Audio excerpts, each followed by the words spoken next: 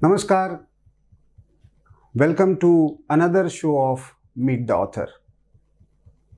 In this particular series, we meet various authors and discuss about their books and academic and intellectual endeavor.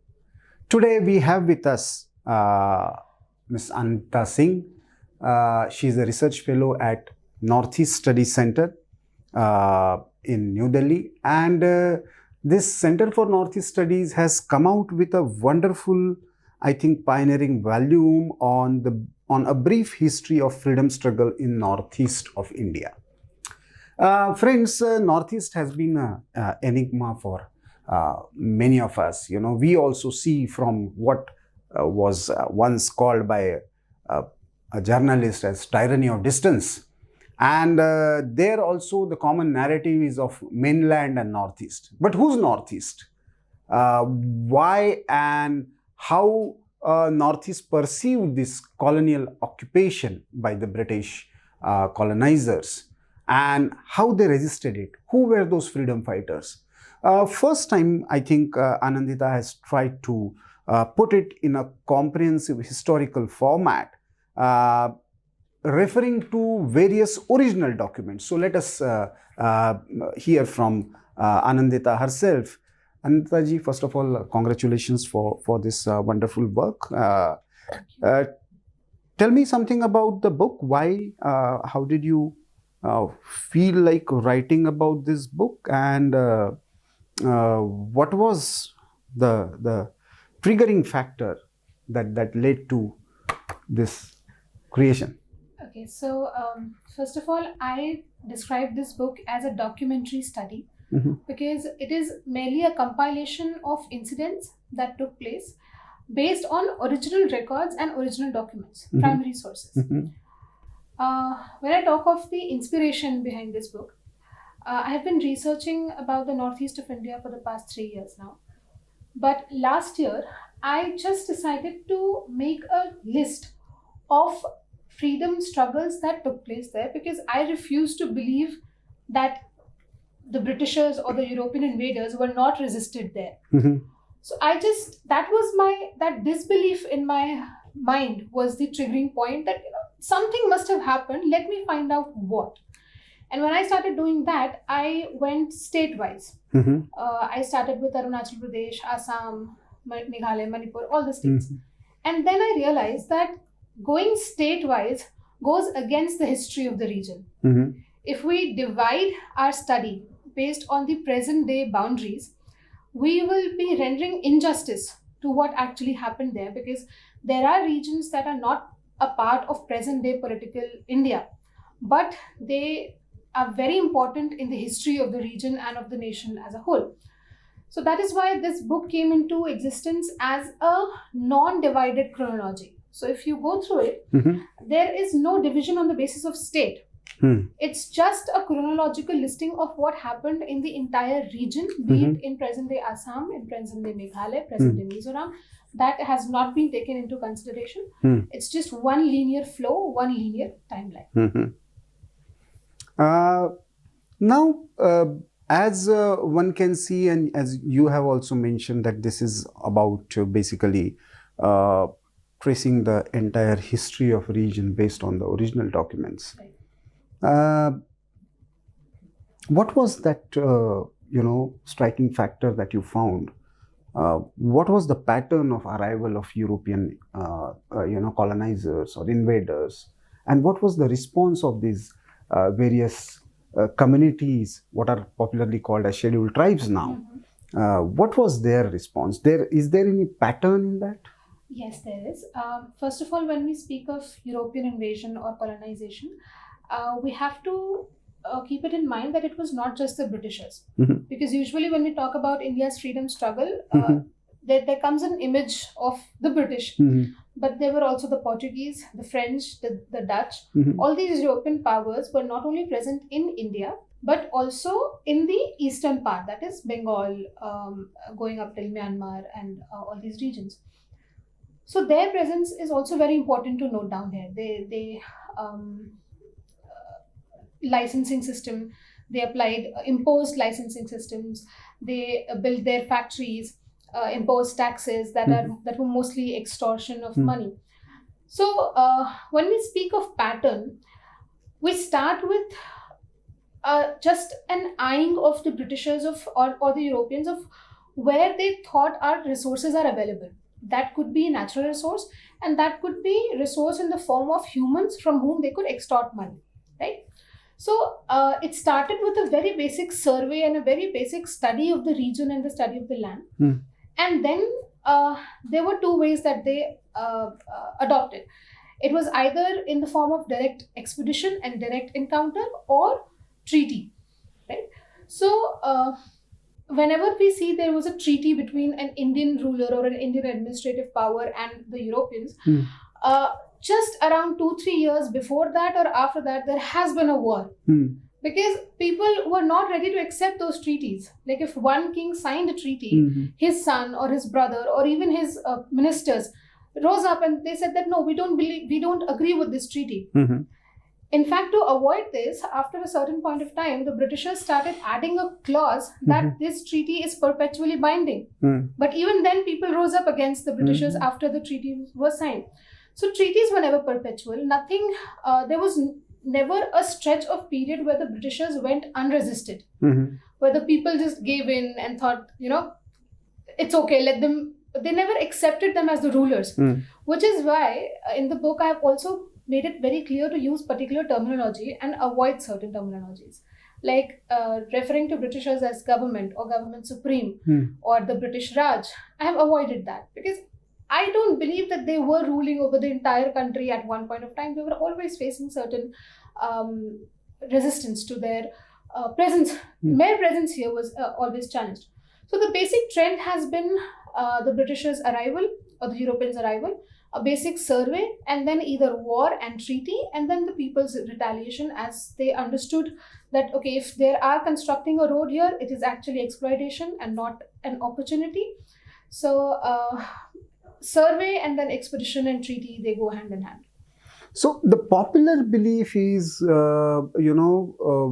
even today, that there was always spread of Christianity and tribals just forgot their traditional practices because they were discriminated and they didn't have a say in the mainstream mainland administration. Also, they were always isolated and very poor, and that's why they could easily adopt to the new religion.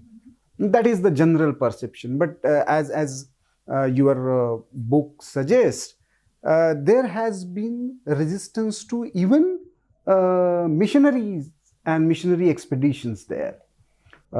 So how do you see that happening, and why we don't see or find much of a mention of that resistance to religious colonization or cultural colonization in the because North is essentially Kolkata's northeast. Right. So it was the Calcutta Diwani that transformed this region into northeast. Even the previous or the early British documents refers to this region as the eastern frontier of Bengal, not as the northeast of India. Right, which is absolutely correct that the northeast actually goes from northeast of Kolkata. And when we speak of isolation and them being separate from the so-called mainstream narrative, that is, I believe, just a 75 years old narrative. Because before the formation of East Pakistan, what is Bangladesh today, there has been a geographical continuum. We look at the map of India today and we think that, oh my God, reaching Mizoram or reaching Tripura is so difficult. But when I remove the international boundaries, when Bangladesh becomes a part of India in the physical map, it's very easy to reach Tripura, right? And then maybe Mizoram as well. So this geographical continuum was rendered by the landmass of present-day Bangladesh, and that brought with it cultural continuum, right? So there was never an isolation of the society, because we believe in just three terms: Nagarvasi, Gramvasi, Vanvasi, right? So of course, if we have to give it a term, we can say Vanvasi because they were more in sync with nature. Forest dwellers. Forest dwellers. They were more in sync with nature. That does not mean that they were primitive or they were poor or they were savages, as has been described by the Britishers. It is absolutely appalling that these terms have been used even after independence for so long, because this region has a very fine system of trade, a very well developed network of trade routes. They traded in products like gold, silver, wool, honey, the natural products, and gold as well, which was very important, and not just within the region, but also in what we call international trade today. With The Upper Burma, Tibet, entire this region had a very advanced kind of very advanced metallurgy, and their everything, right. There was a production metal, of iron. Metallurgy. There was coal, there was limestone, the technique of mining these resources, the technique of processing these resources, everything was available there. What happened with the advent of the Britishers was that they came in with their white man's burden. Whatever did not accustomed to their norms, whatever was not fitting in their framework and their structure was labeled as savage and uncouth. And that narrative has continued today. So when we speak of church and the Christian cultural colonization, as you termed it, we have had cultural resistance to that. Like the Singh movement in the present day Meghalaya is nothing but a resistance to church and its domination and the church's insult of our culture. Right? So whatever form their atrocity took, our resistance adapted to it. Right? We started with war, we started with battles, we started with then we went on to satyagraha and political organizations. Then when INA came in, we went back to war and battle. But the resistance never stopped. The form changed, the way of resistance changed, but the resistance never stopped. So whatever form their atrocities took, our resistance adapted to it, and we tit for tat. We answered rock with stone. So when you go through these documents, what is the nature of imposing these treaties? How inhuman were they, and how far exploitative or uprooting in terms of cultural terms? How do you see these treaties? Because you have referred to most of the original documents and treaties related to what happened in the entire region. Right. I see these treaties as very one-sided and very exploitative. Now, there were two major reasons of having these treaties signed. One was annexation of territory, and the second was easy and cheap access to resources. So, if you go through it, there is a treaty that was signed in Bairanpunji, which is present-day Williamnagar. The coal mines of that region, the Britishers leased it at ₹1 annually, and that was never to be changed. So that is a massive form of economic exploitation. Or when we talk about the resistance of Yutiraj Singh in Meghalaya, he also started with a treaty. In 1826, the Britishers signed a treaty that there will be a road construction connecting the Surma basin to the Brahmaputra basin, which is from present-day Bangladesh to Assam through the territory of Meghalaya. Now, in that, there were clauses of the local people will have to provide the resources, the local people will work as laborers, and when the road will be ready and the local people will use it, they will have to pay tax to the British. And there was a plan for this constructing this rail route also. And no, but when we speak of 1820s, 1850s, it was mainly roads. The same thing happened in present-day Mizoram, which was Lushai Hills back then. There was this Kachar to Chittagong road had to be constructed, and again, the people were very smart to identify that this is unfair. This is not how it should be. If a road has to be constructed, it has to be either a fair play, level playing field, or this should not happen, because we don't need concrete roads. We have been traveling in this region and we've had our connectivity with the plains for a very long time. We don't need roads. So these treaties were very one-sided. And more often than not, it was either for annexation of the territory, taking power away from the local administrative centers here. This is another very interesting thing to note, that there wasn't one umbrella king or umbrella kingdom in the region. When I go through the treaties, I noticed that there have been, throughout the period, 24 power centers that included different kingdoms. In the entire Northeast. In the Northeast. That included different kingdoms, that included a different chieftainship system that was in the Lushai Hills, Mizoram, or Meghalaya, or even in Arunachal Pradesh. These regions had chieftainship system where a few villages came together and they elected their chief. They even had election system before the Britishers came in and before the colonization took place. So this democratic process was also present there. So these 24 administrative centers, either the Britishers had to depose those kings and those chiefs, because the chief and the kings were very powerful.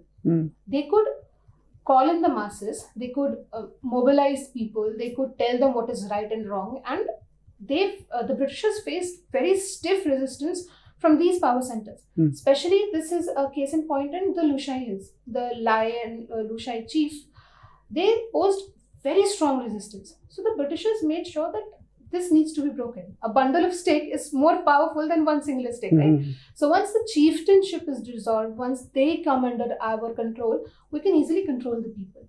So the treaties were to dilute their power, to make them weaker, undermine their authority. Right. So that was the trend in the treaties. So if we, generally while understanding about history and freedom struggle, there is a pattern.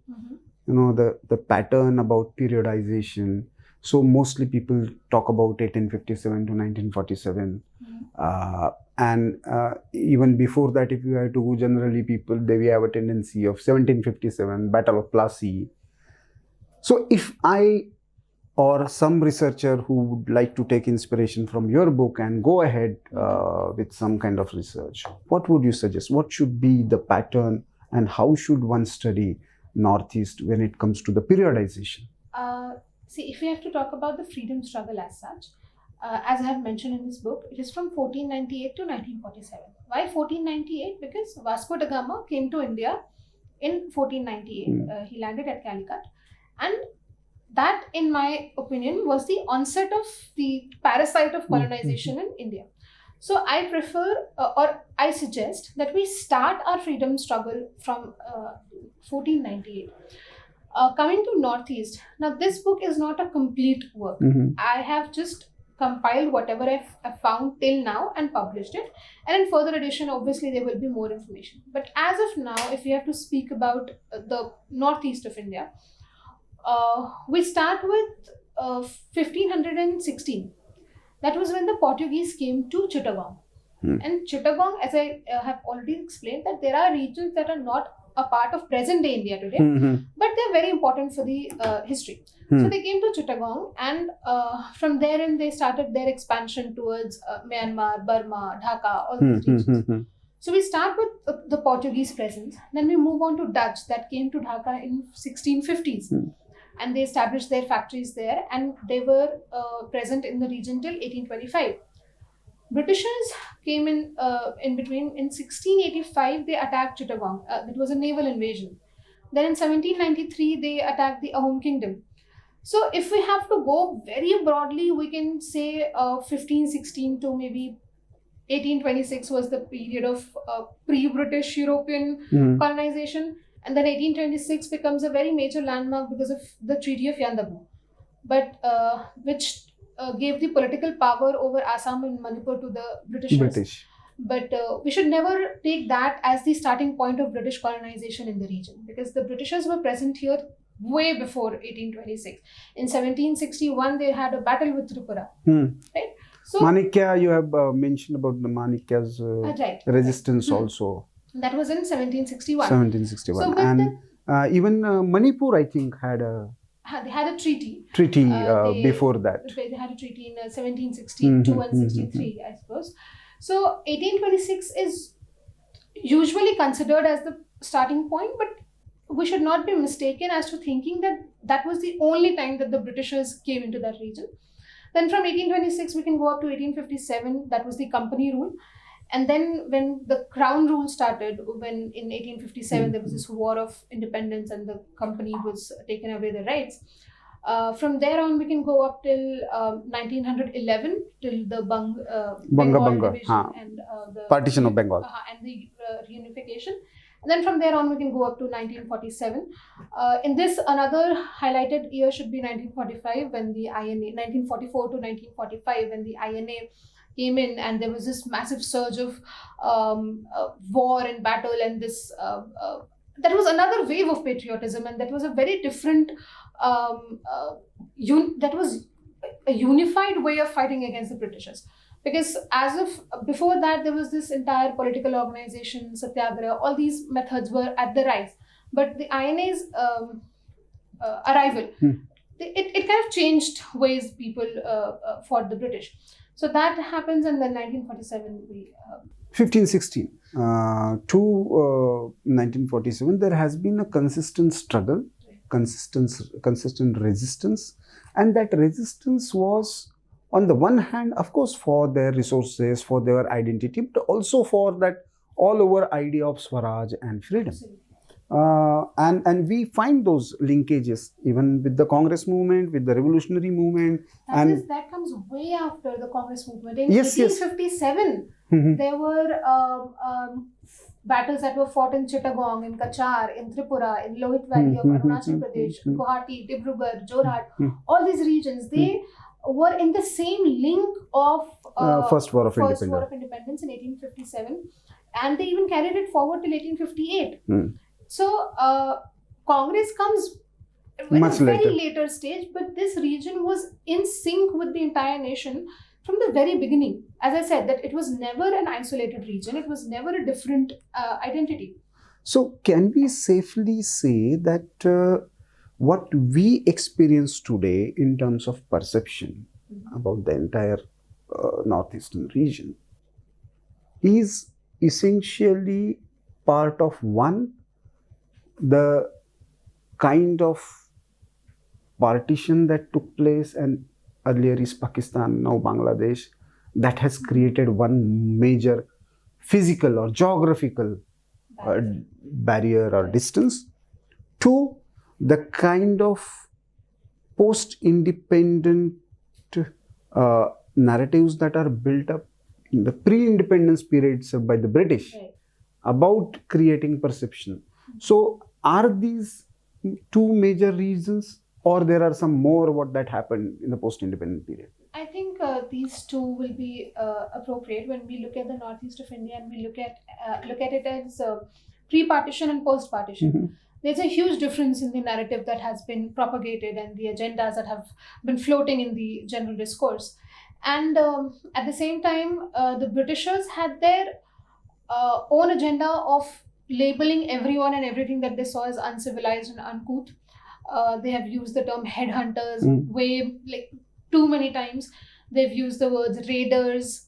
It's very demeaning. So they had their own agenda. They were here for their personal gain, and they did it by hook or by crook. What sadly happened after independence was the partition that happened and the geographical continuity that kind of faltered there. That was a major reason for a lot of narratives to grow and hold root there. And those narratives need to be viewed in the perspective of, again, pre-partition, wherein when I say that there was geographical continuum and there was cultural continuum, and we think about that, a lot of present-day narratives break down. A lot of narratives about mainland India versus Northeast India, all these just keep crumbling down the moment we realize that this is just 75 years old. But the civilization is thousands of years old. We cannot challenge thousands of years with 75 years.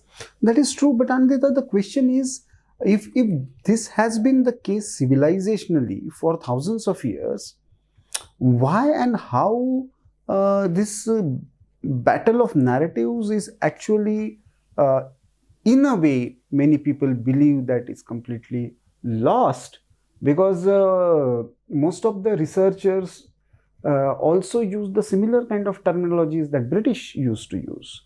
So the mainland and the northeast, the tyranny of distance, or the way we have created boundaries. So we don't remember what was Khasi resistance or what was Jaintia resistance. or how Manipur kingdom actually fought against the British, or what was the role of Manikya dynasty in not just against the fighting against the colonial rulers, but even mobilizing resources during the Second World War. Right. And if there was so much of support, Imphal we know for sure, Moirang we know for sure, Nagaland now many Kohima, most of the things are coming out now that the so-called Nagas who are supposed to declare their independence and this entire they were standing by Netaji Subhash Chandra Bose, and they were registering in Azad Hind Fauj. There were So what plus people from who registered in Azad Hind Fauj. So what happened to this in last 75 years? I think when we look at the British documents, when we look at the material that has been produced before this, even I read the British documents because that is the only source of information. So we can definitely pick up our information from those documents and from those books. What needs to be done is to have faith in our own people, is to know that these people will not have given up very easily. They must have resisted. This faith needs to come in, and that plays a major role, because I read the same documents that somebody who will write mainland India versus northeast of India will write. Both of us will read the same books. There's a cluster of books that is very regularly referred to.